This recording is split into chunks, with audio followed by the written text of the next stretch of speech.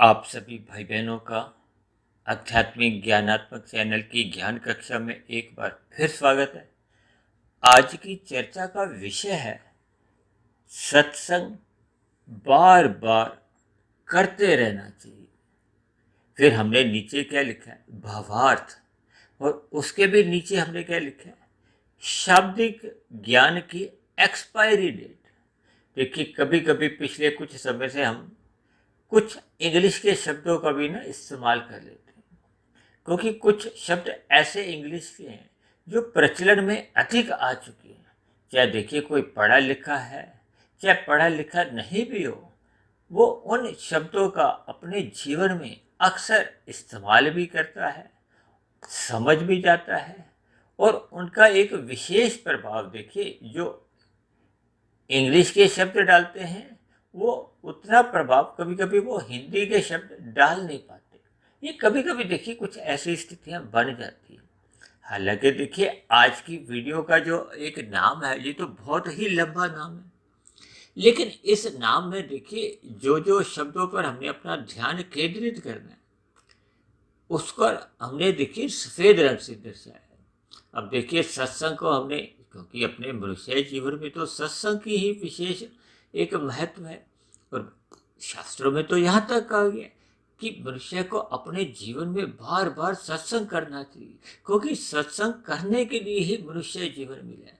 अक्सर मनुष्य देखिए सत्संग को एक अलग भावार्थ में ले लेते हैं, जबकि सत्संग का देखिए आप संधि विच्छेद करोगे तो क्या अर्थ आता है कि संग करना है, किसका? सत्य का संग करना है। देखिए, कोई मनुष्य अपने जीवन में झूठ तो सुनना पसंद नहीं करता। अपने व्यवसाय में भी यदि वो 10-15 कर्मचारी रखता है, तो उनसे जब जब कोई वो रिपोर्ट मांगता है, तो उसमें वो सच ही सुनना पसंद करता है ना, ताकि उसका व्यवसाय फले फूले। यदि उसको रिपोर्ट ही सही नहीं आएगी, यानी कि सच रिपोर्ट नहीं आएगी, तो फिर वो आगे के निर्णय नहीं ले सकता, योजनाएं नहीं बना सकता। कभी कभी हम बच्चों को कहते हैं ना, तो सच सच बता, क्योंकि बच्चे कभी कभी देखिए कुछ झूठ बातें भी बता देते हैं माता पिता को। तो अक्सर माता पिता कहते हैं तो सच सच बता, यानी मनुष्य सुनना तो सच ही चाहता है। इसलिए देखिए, सत्संग का कोई और अलग विशेष अर्थ नहीं। और सबसे बड़ी देखिए स्थिति क्या है, आत्मा चेतन तत्व है, परमात्मा परम चेतन तत्व। आत्मा तो देखिए अनंत है, भले ही निश्चित है, और परमात्मा क्योंकि परम है। देखिए, परम शब्द भगवान के साथ लगता है, परमात्मा के साथ लगता है, ब्रह्म के साथ। देखिए, ये परमात्मा एक ही शक्ति है, उसको आप ब्रह्म कहो या भगवान कहो या परमात्मा कहो। हालांकि शास्त्रों में भी देखिए इनके अलग अलग कुछ अर्थ बताए गए, जिस पर अक्सर हम कभी कभी चर्चाएं करते हैं। लेकिन आज हमारा देखिए मुख्य केंद्र क्या है कि मनुष्य को अपने मिले हुए जीवन में सत्संग करना चाहिए। यानी कि हमें प्रकृति के जो 3 गुण है ना, तमोगुण, रजोगुण और सतोगुण, इन गुणों में भी देखिए एक सापेक्ष दृष्टिकोण से अलग अलग महत्व। तमोगुण को पदार्थों से जोड़ा जाता है, अज्ञानता से जोड़ा जाता है, गलत जो अनीतिगत कार्य होते हैं, पाप कर्म होते हैं, निषेध कर्म होते हैं, उनसे भी जोड़ा जाता है। और रजोगुण को देखिए क्रियाओं से जोड़ा जाता है, और संसारी आकर्षणों से भी जोड़ दिया जाता है। जबकि सतोगुण को देखिए ज्ञान से जोड़ा जाता है। ये जो भौतिक ज्ञान भी है ना, इसको भी देखिए सतोगुण से ही जोड़ा जाता है। ये जितने विदेशों में या भारत में जितने भी कुछ आविष्कार भी हुए हैं, देखिए मेरे हाथ में जो मोबाइल है, हम वीडियो तैयार करते हैं, फिर लैपटॉप पे कुछ प्रक्रिया से गुजरते हैं, ये जो सभी प्रक्रिया है और जो वीडियो आप तक पहुंचती है, उसमें इंटरनेट का योगदान है। तो ये सभी देखिए पदार्थों में अगर आविष्कार ही नहीं हुआ होता, तो फिर ये स्थितियां देखिए आप तक भी पहुंच नहीं पाती। पीछे हमने एक सत्संग किया था ना कि विज्ञान एक वरदान या अभिशाप। देखिए, जब हम चीजों का सदुपयोग करते हैं तो फिर वो वरदान में माना जाता है, और यदि हम उनका दुरुपयोग करते हैं, मनोरंजन के लिए ही करते हैं, भोग विषयों के लिए ही करते हैं, यानी कि मनुष्य जीवन पाने का जो एक मुख्य लक्ष्य है, देखिए हमने सत्वगुण बढ़ाना है, हमने सत्संग करना है, हमें परमात्मा को जानना है। देखिए सत्संग का मैंने कहा ना, सत्य को जानना ही आपका बड़ा उद्देश्य होना चाहिए। और सत्य क्या है? परमात्मा, आत्मा, ये दोनों चेतन तत्व हैं। और ये जो प्रकृति जिसको बार बार देखिए निकृष्ट कहा जाता है, जड़ कहा जाता है, कि वो जड़ है, लेकिन उसका भी देखिए अपना एक अलग महत्व है। परमात्मा के यहाँ देखिए जो जो चीजें बनी हुई हैं सृष्टि के आरंभ से ही, देखिए प्रकृति के जो तीन गुण हैं, तमोगुण, रजोगुण और सत्वगुण, इनको भी किसी ने बनाया नहीं। जैसे कहते हैं ना शास्त्रों में क्या क्या हो गया कि ये नित्य तत्व है। नित्य तत्व का अभिप्राय ही ये होता है कि जिसको किसी ने कोई बनाया नहीं, जिसका कोई कारण नहीं। इसीलिए तो शास्त्रों में देखिए ये जो तीन गुण है, तमोगुण, रजोगुण और सत्वगुण, इनको नित्य कहा जाता है। देखिए एक शब्द अक्सर हमारी चर्चाओं में बोला जाता है ना, सच्चिदानंद। सच्चिदानंद का अभिप्राय क्या है? ये जो प्रकृति के जो तीन गुण हैं ये सत्य हैं, चेतन नहीं है। चित्त का मतलब होता है ज्ञान से, चेतनता से। जबकि आपकी हमारी आत्मा के लिए क्या कहा जाता है? सत्य चित्त, यानी कि आत्मा चेतन तत्व है, ज्ञान स्वरूप है। तभी तो आपके हमारे साथ देखिए सत्य के साथ क्या जुड़ जाता है? चित्त जुड़ जाता है। चित्त का अभिप्राय चेतना से भी लिया जाता है, ज्ञान से भी लिया जाता है, क्योंकि सभी आत्मा देखिए ज्ञान स्वरूप है। हम जो आध्यात्मिक ज्ञानात्मक चैनल पर प्रतिदिन एक वीडियो तैयार करते हैं जो 900 के आसपास हो चुकी। ये सभी बनी हुई 900 वीडियो भी देखिए इन तीन तत्वों के इर्द गिर्द ही घूमती है।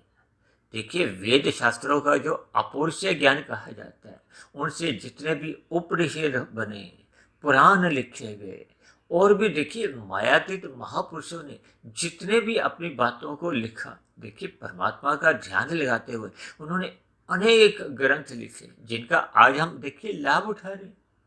और मैं तो देखिए मायातीत की स्थिति में भी नहीं हूँ, मैं तो मात्र एक आपके जैसे समान एक मायाबद्ध ही हूँ। लेकिन हम शास्त्रों का देखिए जितना जितना अध्ययन करते हैं, विशेष रूप से देखिए ये ब्रह्म मुहूर्त में, क्योंकि प्रकृति में ये जो तीन गुण नित्य बने रहते हैं ना, इनका एक क्रम है। देखिए शाम को सूर्य ढलता है तो तमोगुण का आरंभ हो जाता है। अब 24 घंटे के देखिए ये दिन रात है।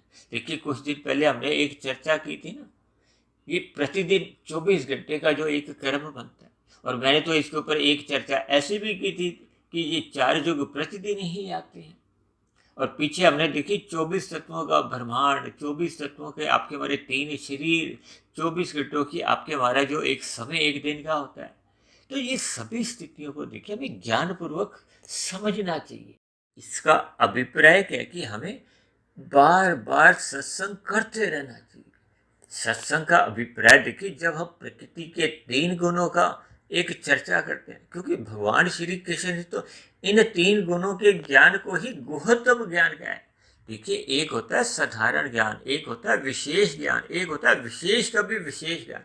तो ये जो 3 गुणों का जो ज्ञान है, जिसको देखिए गीता में 13वें और 14वें अध्याय में विस्तार से समझाया गया। और हम तो देखिए प्रतिदिन ही इनकी ठोक बजा के चर्चाएं करते हैं, तमोगुण, रजोगुण, सत्वगुण। और इनको तो मैंने देखिए परमात्मा की प्रेरणा से, जो शास्त्रों में तो देखिए कहा गया ना कि तमोगुण से 10 गुना अच्छा रजोगुण है, रजोगुण से भी 10 गुना अच्छा सत्वगुण है। इसी बात को देखिए मैंने पकड़ के एक इनको अंकों से परिभाषित कर दिया। तमोगुण को 1, रजोगुण को 10 और सत्वगुण को 100। और इसी आधार को विस्तार करते हुए मैंने देखिए विशुद्ध सत्वगुण को 1000 के साथ जोड़ दिया। देखिए ये मुझे प्रेरणा तकरीबन 17, 18, 20 वर्ष पहले मिली थी। तब तो कुछ ऐसा मन में नहीं था कि हमने कुछ ऐसी ज्ञान की चर्चाएं करनी। तो तब ऐसे ही मन, क्योंकि देखिए जब आपका हमारा ध्यान सात्विक बातों में होता है, ऐसी स्थितियों में देखिए परमात्मा की अपने आप ही उसी क्षेत्र की कुछ सुविधाएं कहो, अनुकूलताएं कहो, जब परमात्मा कुछ उसी क्षेत्र की ही आपको लोगों से मिलवाता है। देखिए जब जीवन में आपके हमारे गुरुजनों का संग मिलता है, आपके एक शास्त्रों का पढ़ने का आपको समय मिल जाता है, उनको समझने के लिए आपको परमात्मा द्वारा एक विवेक शक्ति जागृत होने लगती, तो फिर परमात्मा का ये ज्ञान विज्ञान देखिए समझ में आने लगता है। इसीलिए तो देखिए मैंने एक ये सूत्र बनाया, 1, 10, 100, 1000। देखिए उन दिनों में 1000 का नोट प्रचलन में था, आज तो देखिए 1000 का नोट नहीं, 2000 का नोट आप समझ सकते, क्योंकि आज कल युग चल रहा है। एक साधारण मनुष्य की रुचि अधिक धन कमाने की बनी हुई है। देखिए अधिक धन कमाना अपने आप में कोई गलत नहीं। देखिए जब हम रजोगुण में रहते हुए धर्मानुसार धन कमाते हैं, भले ही देखिए लाख कमाओ, करोड़ कमाओ, अरब कमाओ, कोई गिनती नहीं, लेकिन कमाया गया धन यदि देखिए तमोगुण रहित है, तमोगुण रहित का अभिप्राय क्या है कि आपने वो कमाया हुआ धन बिना किसी छल कपट के, बिना अन्य जीवों को सताए हुए, यानी कि शास्त्रों के जो विधि विधान बने हुए हैं, देखिए 4 पुरुषार्थ कहे गए ना, धर्म, अर्थ, काम, मोक्ष, यानी कि धर्म प्रथम स्थान पे होना चाहिए। धर्मानुसार हमारा आपका धन कमाना चाहिए, अनीतिगत कार्यों से धन नहीं कमाना। भले ही आपकी देखिए भोग विषय, हालांकि देखिए शास्त्रों में तो इन भोग विषयों की या संसारी आकर्षणों का एक ज्ञान पूर्वक वैराग्य करने की एक सलाह दी है, उपदेश दिया, ताकि आपका हमारा मन सतोगुण में टिके, सत्संग में टिके। ये जो आज मनुष्य देखिए सत्संग करता हुआ दिखाई तो देता है, क्योंकि मनुष्य का देखिए रजोगुण इतना अधिक प्रधान है, उसके मन मस्तिष्क में ये विषय भोगों की इच्छाएं इतनी प्रबल रूप में राज करती है कि उसका सत्संग देखिए बेमन से होता है, श्रद्धा पूर्वक सत्संग होता नहीं। हालांकि देखिए मैं तो श्रद्धा पूर्वक सत्संग को भी 1% से अधिक महत्व नहीं देता, क्योंकि तन के स्तर पर होता है। जब तक देखिए किए गए सत्संग का हम मनन नहीं करते, देखिए एक आपका है स्थूल शरीर, एक आपका है सूक्ष्म शरीर, और एक आपका है कारण शरीर। देखिए आत्मा तो एक चेतन तत्व है। ये जो प्रकृति के जो 3 गुण हैं, तमोगुण, रजोगुण और सत्वगुण, ये नित्य तत्व हैं। इन्हीं नित्य तत्वों से ही आपके हमारे देखिए ये 3 शरीर बने हैं, स्थूल शरीर, सूक्ष्म शरीर और कारण शरीर। देखिए अक्सर एक साधारण मनुष्य को सत्संग के अभाव में देखिए कारण शरीर का कोई विशेष ज्ञान होता नहीं। देखिए जब तक हमें कारण का ज्ञान नहीं होगा तो फिर हम कार्य के ऊपर कितनी चर्चा कर सकते हैं। देखिए ये स्थूल शरीर तो मात्र एक कार्य है, ये 84 लाख प्रकार की जो ध्वनियां हैं ये भी मात्र एक कार्य है। देखिए सत्संग का अभिप्राय मैंने अभी कहा ना, सत्य का संग, यानी प्रकृति के 3 गुणों का ज्ञान विज्ञान हमें समझना चाहिए, ये कैसे कैसे कार्य करते हैं। भगवान श्री कृष्ण ने तो कहा ना कि हमें इन गुणों से सकाम भाव से, सकाम भाव का मतलब है कि फल पाने के उद्देश्य से हमने इनसे बंधना नहीं है। तभी तो भगवान श्री कृष्ण ने गीता में कर्म योग का एक उपदेश दिया है। कर्म योग का अभिप्राय देखिए निष्काम कर्मों से होता है, और जब जब मनुष्य देखिए सकाम भाव से कर्म करता है, इस सकाम भाव से कर्म क्या है, देखिए तमोगुण में रखे होते हैं तो वो पाप कर्म हो जाते हैं, निषेध कर्म होते हैं। जब रजोगुण में कर्म होते हैं तो वो सकाम भाव से होते हैं, लेकिन हम अन्य जीवों को पीड़ा नहीं देते। और जो सत्वगुण में विशेष प्रकार के पुण्य कर्म होते हैं, सात्विक पुण्य कर्म होते हैं, हम विशेष प्रकार के पुण्य कर्म परोपकार के उद्देश्य से करते हैं, भले ही उद्देश्य बना रहता है कि इसके बदले में मुझे भी फल मिले। यानी तमोगुण, रजोगुण और सत्वगुण की ये जो 3 स्थितियां हैं, इनका हमें ज्ञान पूर्वक अध्ययन करना होगा, समझना होगा। और ये जो आपके हमारे 3 शरीर है ना, स्थूल शरीर, सूक्ष्म शरीर और कारण शरीर, देखिए स्थूल शरीर तो तामसी पदार्थों का बना है, इसीलिए तो सभी स्थूल शरीरों की देखिए एक इच्छा विषय भोगों की बनी रहती है, क्योंकि स्थूल शरीर इन विषय भोगों का ही एक परिणाम है। यानी कि इनको देखिए विषय भोगों को, ये गंध, रस, रूप, स्पर्श और शब्द, इनको सूक्ष्म भूत भी कहा जाता है। आपके हमारे शरीर जो पृथ्वी, जल, अग्नि, वायु, आकाश के बने हैं, इनको स्थूल भूत कहा जाता है।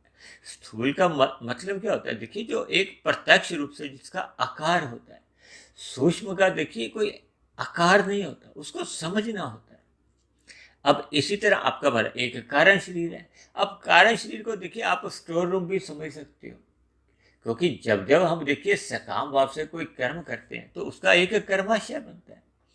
वैसे ही कर्माशय से संबंधित उसके संस्कार बनते हैं। अब जैसे जैसे संस्कार बनते हैं, फिर वैसे वैसे संस्कारों से पुनः आपके हमारे मन बुद्धि में फुरने जागते हैं, स्मृतियां आती हैं, विचार आते हैं। उन्हीं को ही वृत्तियों का नाम शास्त्रों में कहा गया। ये मन में विचार ही फिर स्थूल शरीर की जो कर्मेंद्रियां हैं, ज्ञानेंद्रियां, देखिए कर्मेंद्रियां क्या जी, जो हाथ पैर वाणी और मल मूत्र त्यागने की जो दो स्थान है, ये कर्मेंद्रियां हैं। ज्ञानेंद्रिय क्या है, देखिए जिनसे आप पांच भोग्य विषयों का सुख लेते हैं, आंख, नाक, कान, जीवा और त्वचा, इनको ज्ञानेंद्रिय कहा जाता है। ये गोलक है, क्योंकि स्थूल शरीर एक निश्चित आयु लेके आया है, 80 वर्ष, 100 वर्ष, 120 वर्ष।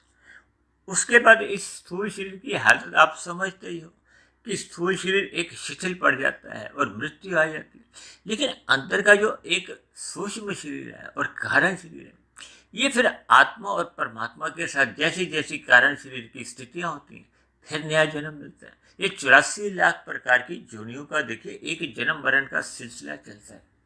ये मनुष्य से नीचे की जो 80 लाख प्रकार की जोनियां, वो तामसी जोनियां कहती है, और इसी तरह मनुष्य से ऊपर की भी जोनियां हैं। लेकिन मनुष्य जोनि का विशेष महत्व इसलिए तभी तो कहा जाता है कि मनुष्य को अपने मिले हुए जीवन में बार बार सत्संग करते रहना चाहिए, करते रहना चाहिए। और ये जो सत्संग नहीं होता तो फिर उसकी गैर मौजूदगी में क्या होता है, कुसंग होता है। देखिए प्रकृति के 3 ही गुण है ना। जब हम सतोगुण में स्थिति रखते हैं तो वो सत्संग की ही स्थिति है।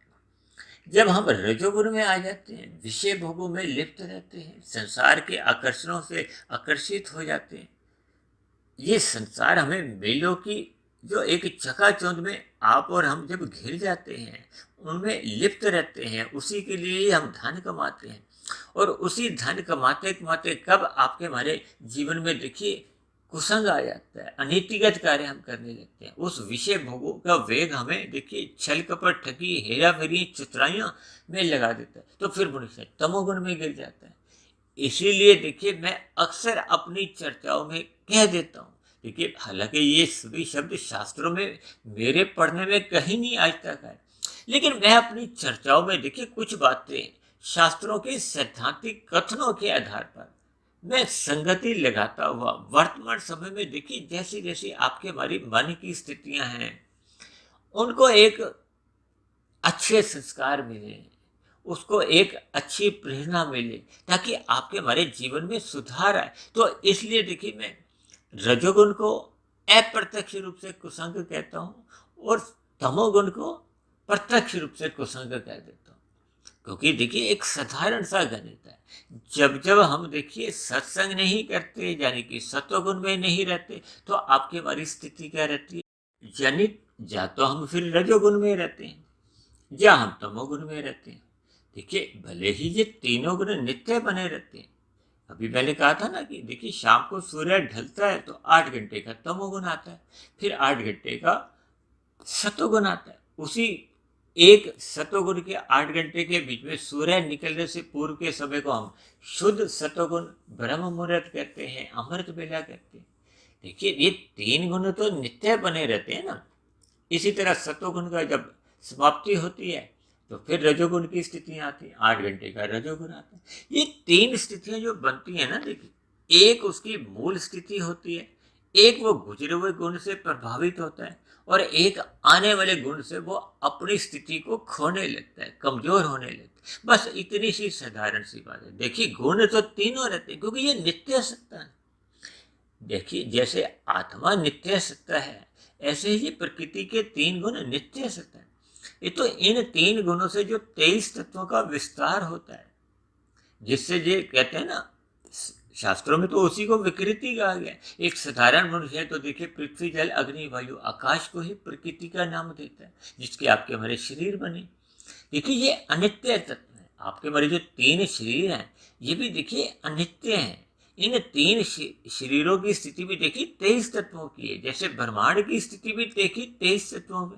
ये जो 24वां तत्व ब्रह्मांड में है या आपके हमारे तीन शरीरों में है, ये तीन गुणों की एक जो त्रिगुणात्मक स्थिति होती है ना, वो 23 तत्वों में समाई होती है अदृश्य रूप से। हालांकि शास्त्रों में देखिए बार बार कहा गया कि तमोगुण से 10 गुना अच्छा रजोगुण है, रजोगुण से भी 10 गुना अच्छा सतोगुण है। इसीलिए तो मैंने देखिए इनको अंकों से परिभाषित किया, क्योंकि हम अंकों की भाषा, नोटों की भाषा जल्दी समझ में आए। इसीलिए तो मैं देखिए तमोगुण को 1 के सिक्के से, रजोगुण को 10 के सिक्के से या नोट से आप संबोधित कर सकते हो, सतोगुण को 100 के नोट से, और विशुद्ध सत्वगुण को देखिए 1000 यानी कि 2000 के नोट से। देखिए जब हम इन अंकों को देखिए मूल्य के आधार पे किसको अधिक महत्व देते हैं, 2000 के नोट को या 1000 के नोट को ये हम महत्व देते हैं। लेकिन जब हम गुणों का संग करते हैं, देखिए जब हम छल कपट ठगी करके ये जो 2-2 हजार के नोट कमाना चाहते हैं, इकट्ठा करना चाहते हैं, उनका संग्रह करना चाहते हैं, तो हम देखिए नीचे गिर जाते हैं, तमोगुण की स्थिति में आ जाते हैं। छल कपट ठगी करने पे देखिए हम निषेध कर्म करते हैं ना, तो फिर हम तमोगुण में गिर जाते हैं। तो इन सूक्ष्म रहस्यों को देखिए समझना चाहिए। आपके हमारे कारण शरीर में देखिए जैसे जैसे कर्म करते हैं, अब कोई कहे जी मैं पाप कर्म निष्काम भाव से करना, वो तो देखिए संभव ही नहीं। पाप कर्म तो सदा ही सकाम भाव से होते हैं। हाँ, पुण्य कर्म सकाम भाव से भी हो सकते हैं, निष्काम भाव से भी हो सकते हैं। यानी कि कुल मिलाकर मनुष्य को अपने मिले हुए जीवन में इन सभी स्थितियों को देखिए ज्ञान पूर्वक समझना होगा। यानी कि प्रकृति के 3 गुणों का हमें एक सूक्ष्म रहस्य समझना होगा, उनका ज्ञान विज्ञान समझना होगा। और ये जो प्रकृति द्वारा आपके मेरे जो 3 शरीर बने, इन 3 शरीरों का एक अंतर संबंध कैसे है, ये आपके मेरे 3 शरीर कैसे कैसे कार्य करते हैं। क्योंकि मैं तो अक्सर कहता हूँ कि आपके हमारे जैसे जैसे संस्कार बनते हैं, जैसा जैसा स्वभाव बन जाता है, फिर लगभग आपकी हमारी दिनचर्या के 90-95% कर्म उसी स्वभाववशी होते हैं। और जब तक देखिए हम बुरे संस्कारों को समाप्त नहीं करते, और ये समाप्त कैसे होंगे, जैसे देखिए ये अंधकार है, इस समय देखिए भले ही ब्रह्म मुहूर्त की स्थिति है, लेकिन अंधकार है। ये अंधकार कैसे जाएगा, जैसे ही सूर्य का प्रकाश आएगा तो धीरे धीरे ये अंधकार छटनी हो जाएगी, समाप्त हो जाएगा। इसी तरह आपके हमारे जीवन में जब जब देखिए सत्संग की मजबूत स्थितियां बनने लगती हैं, यानी कि बार बार सत्संग करने की मैंने क्यों आपको एक जोर देता हूँ। देखिए आज की वीडियो में हम तो प्रतिदिन ही वीडियो में इस बात को जोर देकर कहते हैं कि सत्संग करते रहना चाहिए, सत्संग करते रहना चाहिए। देखिए सत्संग पढ़ने से भी होता है, सुनने से भी होता है। देखिए पढ़ने का विषय तो पिछले कुछ वर्तमान समय में ही चल रहा है। अब वो प्राचीन समय में तो देखिए अक्सर क्या सुनने का ही विषय था। एक मायातीत महापुरुष है। देखिए आजकल तो लगभग हम आपकी स्थितियाँ क्या हैं, देखिए हम सभी तो भाई बहन देखिए मायाबद्ध हैं। मायाबद्ध का अभिप्राय देखिए हम इन 3 गुणों से किसी किसी अनुपात में एक बंधे हुए हैं। देखिए कोई तमोगुण से अधिक बंधा हुआ है, कोई रजोगुण से अधिक बंधा हुआ है, कोई सत्वगुण से अधिक बंधा हुआ है। हालांकि देखिए सत्वगुण से बंधना कोई एक अपने आप में सापेक्ष दृष्टिकोण से वैसा बंधना नहीं, लेकिन ऊंची स्थितियों में फिर ये प्रकृति का जो एक सत्वगुण भी है, इनको भी देखिए सूक्ष्म रूप में मलिन सत्वगुण कहा जाता है। अब मलिन शब्द तो देखिए वैसे प्रत्यक्ष रूप से एक साधारण मनुष्य सत्वगुण के साथ सुनना पसंद नहीं करता, लेकिन जब हम देखिए परमात्मा के सूक्ष्म रहस्यों को समझने लगते हैं, तो ये जो प्रकृति के जो 3 गुणों में ये तमोगुण तो देखिए अपने आप में मलिन ही है। हालांकि देखिए तमोगुण को भी जब हम नींद के साथ जोड़ते हैं तो ये भी अपने आप में एक विशेष स्थिति मानी जाती है। क्योंकि हम सभी भाई बहनों को देखिए नींद का संग तो लेना ही होता है, ताकि आपके हमारे स्थूल शरीर को पुनः स्फूर्ति मिले। भगवान श्री कृष्ण ने तो इसी स्थूल शरीर को ही रथ की संज्ञा दी, क्योंकि स्थूल शरीर के रहते रहते ही तो ये हम आप साधना कर सकते हैं, सत्संग कर सकते हैं। यदि स्थूल शरीर ही स्वस्थ नहीं है तो फिर हम साधना करने में भी हमें विभिन्न प्रकार की देखिए कठिनाइयाँ आती हैं। यानी सर्वप्रथम ये शब्दों द्वारा ही आपको हमें ये ज्ञान मिलता है। ये एक आरंभिक स्थिति है। देखिए, चाहे हम पुस्तकों को पढ़कर ज्ञान लें, चाहे गुरुओं को सुनकर हम ज्ञान लें। देखिए, आप यदि ये जो सात्विक वीडियो को भी सुनते हो, तो ये भी देखिए एक प्रकार का सत्संग ही होता है। जब आप सुने हुए सत्संग पर जब हम चिंतन करते हैं, तो ये और ऊंची स्थिति होती है। इसीलिए तो कहा जाता है कि श्रद्धापूर्वक सत्संग करना चाहिए। देखिए, कुछ मनुष्य तो अपने मिले हुए जीवन में सत्संग ही नहीं करते। वो फिर एक बहुत ही एक निचली स्थिति मानी जाती है, क्योंकि मनुष्य जीवन पाकर हमें अपना सत्वगुण बढ़ाना चाहिए, ज्ञान में स्थिति बढ़ानी होगी। और यदि मनुष्य देखिए सत्संग करता ही नहीं है, तो ये एक बहुत ही विषम स्थिति होती है। और जब मनुष्य देखिए बेमन से सत्संग करता है, लोभ से, भय से, देखिए ये जो कर्म कांड बनाए गए हैं, कर्म कांड बनाने का अभिप्राय क्या है, इसके पीछे का उद्देश्य क्या है कि हम देखिए चाहे लोभ से चाहे भय से इन कर्म कांडों को करें, ताकि आपका हमारा रजोगुण से सत्वगुण में जाना आरंभ हो। ये जो हर 6 महीने बाद देखिए भारत में नवरात्रे मनाए जाते हैं, ये क्यों? इसके पीछे का देखिए कई प्रकार के एक उद्देश्य होते हैं कि मनुष्य देखिए चाहे लोभ से चाहे भय से उन 8-10 दिन एक सात्विक स्थिति में रहता है। और यदि मनुष्य उन 8-10 दिनों से कुछ शिक्षा लेते हुए, ज्ञान लेते हुए अपने बचे हुए जीवन में एक सात्विक स्थितियां ले आता है, तो वही फिर वो कर्मकांड फिर देखिए वो ज्ञान पूर्वक होने लगते हैं। और यदि मनुष्य भय से या लोभ से ही करता है, तो उसके जीवन में कोई विशेष एक सकारात्मक परिवर्तन आते नहीं है। हालांकि शास्त्रों में देखिए बेमन से सत्संग करने को भी एक बहुत अच्छा माना गया, क्योंकि देखिए आरंभिक स्थितियों में जैसे बच्चा प्ले स्कूल में जाता है, नर्सरी कक्षा में जाता है, आरंभिक स्थितियों में तो देखिए रोते धोते जाता है, उसको समझ नहीं होती। इसी तरह जब जब हम बेमन से देखिए सत्संग करते हैं, तो हमें भी समझ नहीं होती। देखिए अक्सर ऐसे बेमन से सत्संग करने वाले राशि प्रवृत्ति के होते हैं, वो सत्संग में भी उखड़े उखड़े से रहते हैं। भले ही सत्संग करते हुए दिखाई देते हैं, लेकिन वो उनका मन देखिए विषय भोगों में, काम धंधों में एक अधिक झुका होता है, यानी कि रुचि उनकी सत्संग में होती नहीं। लेकिन कहते हैं ना, धीरे धीरे जैसे बच्चे का मन पढ़ाई में लगने लगता है, तो फिर धीरे धीरे बेमन से सत्संग का फिर वो श्रद्धापूर्वक सत्संग होने लगता है। देखिए ये जो श्रद्धापूर्वक सत्संग भी तो देखिए तन के स्तर पर होता है, और उसमें कुछ मन जुड़ा होता है। लेकिन मैं तन के स्तर को, सत्संग को देखिए मैं तो अपने जीवन में 1% का महत्व देता हूँ। हालांकि ये 1% का महत्व भी आपके हमारे जीवन की दिशा ही बदल देता है। और जब हम देखिए किए गए सत्संग का जब हम मनन करते हैं, चिंतन करते हैं, उस पर विचार करते हैं, इसलिए तो देखिए मैं बार बार कहता रहता हूँ ना, इन वीडियो को आप एकांत में सुनो, ब्रह्म मुहूर्त में सुनो, एकाग्रचित्त होकर सुनो, फिर इस पर मंथन करो। जो जो आपके मन में कुछ विचार आए, प्रश्न आए, उनको आप तर्क पूर्वक पूछो, ताकि ज्ञान देखिए जितनी अधिक ऊंची स्थिति में आपके मन को प्रभावित करेगा, तभी तो आपके जीवन में एक सकारात्मक परिवर्तन आएगा।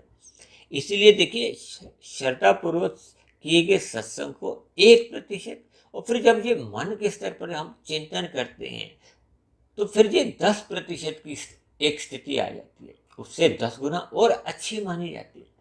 और जब देखिए ये चिंतन मनन, कहते हैं ना, मन ही बंधन का कारण है, मन ही मोक्ष का कारण। इसीलिए तो कहा जाता है कि मन उस पर चिंतन करता रहे, चिंतन इतना गहरा हो। देखिए ये ब्रह्म मुहूर्त में चिंतन करने से आपकी स्थिति जल्दी जल्दी मजबूत होती है। जैसे कहते हैं ना, मन की जो स्थिति है वो 10% की है। अब हमने तो देखिए आत्मा की स्थिति पे पहुंचना है, क्योंकि आवरण जो ज्ञान है वो ढका किसका हुआ है? वो तो आत्मा का ढका हुआ। और आत्मा देखिए जैसे कहते हैं ना, तन की स्थिति मैंने जो बताई है वो 1% की है, उससे 10 गुनी अच्छी मन की स्थिति होती है। जब हम उस पर चिंतन करते रहते हैं, वो 10 गुना अच्छी है, उसको मैं 10% कह देता हूँ। और जब ये चिंतन करते करते करते करते आपके संस्कार, अज्ञानता के संस्कार, आपकी अज्ञानता मिटने लगती है, यानी कि आत्मा अपने मूल स्वरूप में लौट आती है, वो ज्ञान में स्थिति में लौट आती है। तो इसका अभिप्राय क्या होता है कि अब आपके वो जो अज्ञानता के संस्कार थे वो दग्ध बीज हो गए। अब वो आत्मा अपने मूल स्वरूप में आ गई है। यानी कि जो 100% जब आत्मा की स्थिति में पहुंच जाता है ज्ञान, तो वह स्मिर हो जाता है, स्मरण की स्थिति में आता है, स्मृति में सदा बना रहता है। और जब ज्ञान में स्थिति बनती है तो फिर देखिए आत्मा सहज ही परमात्मा की ओर उसका एक लगाव होता है, रुचि होती है। जैसे देखिए लोहे के कण चुंबक को और देखते ही आकर्षित होते हैं ना, परमात्मा को आप चुंबक समझो। हम स्वयं सभी आत्मा देखिए एक चेतन स्वरूप है, ज्ञान स्वरूप है, लोहे के कण है छोटे छोटे। तो हम जब देखिए ज्ञान में स्थिति में आ जाते हैं पूर्ण रूप से, तो फिर सहज ही परमात्मा से आपकी हमारी प्रीति होती है। अब ये सहजता देखिए जितने जितने अनुपात में होती है उतने उतने इसमें हम परमात्मा से जुड़ जाते हैं। मुझे कुछ ऐसा ध्यान आ रहा है कि लगभग 1-1.5 वर्ष पहले हमने देखी शब्द ज्ञान, अनुमान ज्ञान और प्रत्यक्ष ज्ञान को ही देखिए अनुभवी ज्ञान भी कहते हैं। तो ये सभी स्थितियां देखिए जैसे जैसे हम ऊंचे स्तर पर जाते हैं तो फिर परमात्मा की स्थितियां का कहो, आनंद की स्थितियां का कहो, क्योंकि परमात्मा तो देखिए एक आनंद स्वरूप सत्ता है। जब तक हम परमात्मा की स्मृति बनाए नहीं रखते तब तक देखिए ये ज्ञान अपना प्रभाव नहीं दिखाता। देखिए ज्ञान का प्रभाव क्या है कि आपके हमारे मन में परमात्मा के प्रति एक प्रीति के भाव जगे, परमात्मा की स्मृति हर क्षण बनी रहे। ये ऐसी स्थितियां बनने से देखिए फिर मनुष्य रजोगुण ही उसका फिर मर्यादा में रहता है, केवल जीवन की आवश्यकताओं की पूर्ति के लिए ही वो पुरुषार्थ करता है, और तमोगुण में तो गिरने का प्रश्न ही नहीं उठता। देखिए जब मनुष्य की इतनी ऊंची स्थितियां होती हैं तो ये तभी बन पाती हैं जब वो परमात्मा से उसकी सम्मुखता हर क्षण बनी रहती है। देखिए अब आपके मन में उठ रहा होगा ये जो हमने इंग्लिश में जो एक शब्द दो शब्द लिखे हैं, एक्सपायरी डेट, देखिए इसका क्या अभिप्राय है। देखिए आपके हमारे घरों में देखिए दूध आता है, ब्रेड आती है, और भी रसोई के देखिए कितने ही सामान आते हैं, उनकी देखिए एक्सपायरी डेट होती है 2 दिन, 4 दिन, 5 दिन, हफ्ते, 10 दिन। देखिए फ्रिज में रखी हुई सब्जी भी तो खराब हो जाती है 10, 12, 15 दिन। यानी कि सभी रखी हुई चीज ये भौतिक पदार्थों का एक ऐसा स्वभाव है। देखिए ये जो हम शाब्दिक ज्ञान लेते हैं, ये शब्द किसका गुण है? आकाश का गुण है। देखिए शब्द को आकाश का एक सूक्ष्म तत्व भी माना जाता है। तो ये तो देखिए भौतिक प्रकृति के जो 3 गुणों से भी बहुत आगे की स्थिति है। तो इनको देखिए तामसिक कहा जाता है। ये आपका हमारा जो शरीर है पृथ्वी जल अग्नि वायु आकाश का बना है, और इसी का ही ये एक आकाश का जो सूक्ष्म कार्य है, सूक्ष्म तत्व है, वो शब्द है। तो ये शब्द भी देखिए अपने आप में उतना प्रभाव नहीं डाल सकते जितना ज्ञान आपका हमारा। देखिए शब्द ज्ञान एक आरंभिक स्थिति है, और यदि मनुष्य देखिए सुने हुए ज्ञान को मंथन नहीं करता, चिंतन नहीं करता, तो फिर वो एक्सपायरी डेट में चले जाता है। देखिए कुछ भाई बहन अक्सर मुझे ये भी शिकायत करते हैं कि आप देखिए प्रतिदिन ही वीडियो तैयार कर करके इसको 900 की संख्या पहुंचा दी है। यानी उन भाई बहनों का देखिए दबा हुआ संदेश यही होता है कि अब हमें देखिए नई वीडियो बनानी बंद कर देनी चाहिए, क्योंकि इतनी वीडियो बन चुकी हैं तो उससे ही हम ज्ञान ले सकते हैं। देखिए जैसे हम अपने घरों में देखिए पिछले 1 साल से झाड़ू पोछा देते हैं, 2 साल से दे रहे हैं, कि 10 साल से दे रहे हैं, जब 50 साल, देखिए आपके हमारे घरों में लगभग हर रोज ही नया कूड़ा करकट आ जाता है। वो तो अलग बात है कि देखिए जब हम ध्यान से रखते हैं तो कूड़ा कम आता है, जब हम लापरवाही करते हैं तो कूड़ा भी अधिक आ जाता है। तो फिर हमें बार बार देखिए झाड़ू पोछा लगाना होता है। उसी तरह देखिए प्रकृति में ये रजोगुण की स्थितियां भी रहती हैं, तमोगुण की स्थितियां भी रहती हैं। देखिए तमोगुण की स्थितियां मोहनात्मक कहलाती हैं। मनुष्य मोह की स्थिति में कब नीचे गिर जाता है मनुष्य को देखिए पता नहीं चलता। ये एक व्यवहारिक स्थिति है, और विशेष रूप से देखिए कलयुग का समय चल रहा है। हम सभी भाई बहनों को देखिए जितने जितने अंश में सत्संग करने का अवसर मिलता है उसका हमें सदुपयोग करना चाहिए, ताकि आपके हमारे देखिए एक ज्ञान पूर्वक संस्कार कार्य शरीर में बने।